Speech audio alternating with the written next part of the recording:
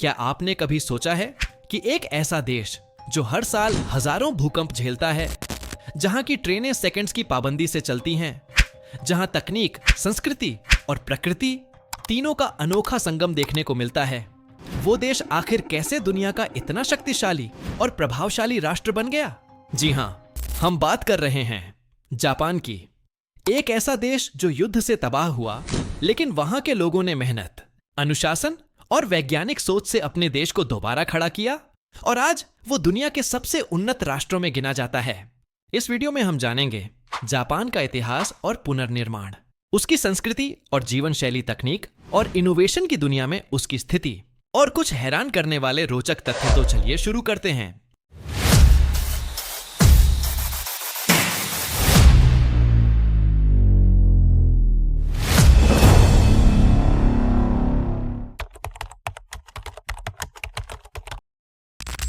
दूसरे विश्व युद्ध के समय जापान ने जर्मनी के साथ मिलकर अमेरिका और मित्र देशों के खिलाफ युद्ध लड़ा था।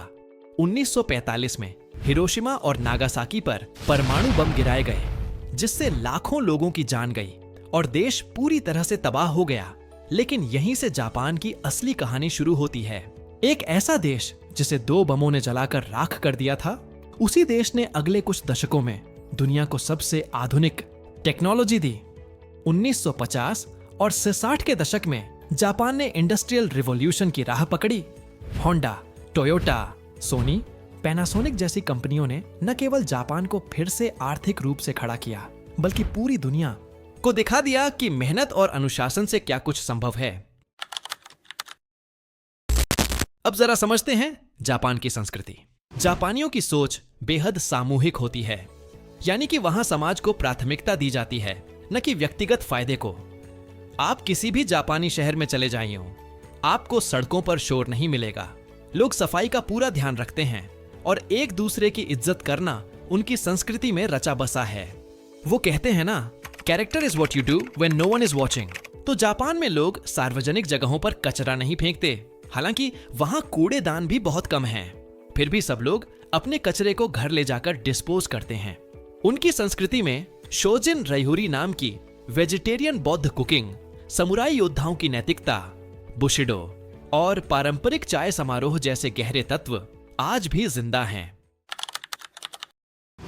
अब बात करते हैं जापान की सबसे मशहूर पहचान, यानी उसकी टेक्नोलॉजी। ट्रेनें जो 300 किलोमीटर प्रति घंटा से चलती हैं और फिर भी कभी लेट नहीं होती। रोबोट्स जो होटल स्टाफ, टीचर और यहां तक कि बुजुर्गों की देखभाल करते हैं। और कारें जिनकी क्वालिटी को पूरी दुनिया मानती है। टोयोटा, निसान, मित्सुबिशी जैसी कंपनियां सिर्फ ब्रांड नहीं हैं, ये जापान के तकनीकी क्रांति की मिसाल हैं। इसके अलावा जापान रोबोटिक्स, बायोमेडिकल टेक्नोलॉजी और एआई में भी निवेश कर रहा है। लेकिन एक खास बात यह है कि वो टेक्नोलॉजी को मानवीयता के साथ जोड़ते हैं। जापान की जीवन शैली बहुत ही अलग है। लोग सादगी से जीते हैं, मेहनत करते हैं और अपने काम को पूजा समझते हैं। लेकिन इसका एक दूसरा पहलू भी है।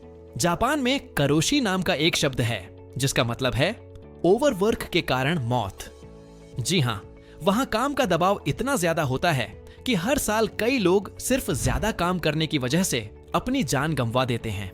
इसके अलावा जापान में बर्थ रेट लगातार गिर रहा है।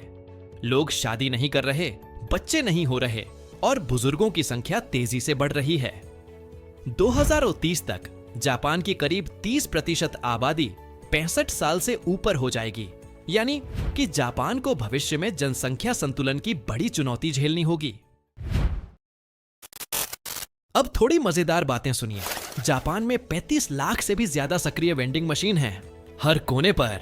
इनसे आप ड्रिंक्स से लेकर गर्म खाना तक खरीद सकते हैं। वहां ट्रेनें अगर 60 सेकंड भी लेट हो जाएं, तो यात्रियों को लिखित माफीनामा मिलता है। जापान में बिल्ली कैफे और रोबोट कैफे आम बात हैं। वहां लोग पब्लिक ट्रांसपोर्ट में फोन पर बात करना खराब शिष्टाचार मानते हैं। और सबसे दिलचस्प, जापान में क्राइम रेट इतना कम है कि कई पुलिस स्टेशन में सालों तक कोई केस नहीं आता।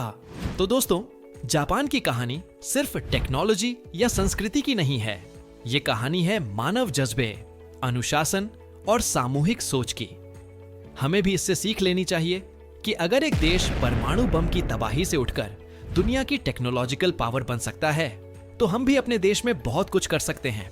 अगर आपको ये वीडियो पसंद आया हो तो लाइक, शेयर और सब्सक्राइब जरूर करें और कमेंट करके बताइए, क्या आप जापान जाना चाहेंगे और वहां सबसे पहले क्या देखना चाहेंगे। मैं मिलता हूं आपको अगले वीडियो में। तब तक के लिए धन्यवाद।